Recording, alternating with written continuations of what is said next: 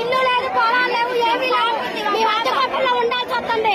అద్దెలలో పోండి ఖాళీ చేస్తున్నారు.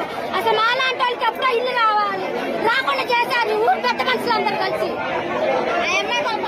నాకు పాప పెద్ద పథకాలు ఏం చేయాలి?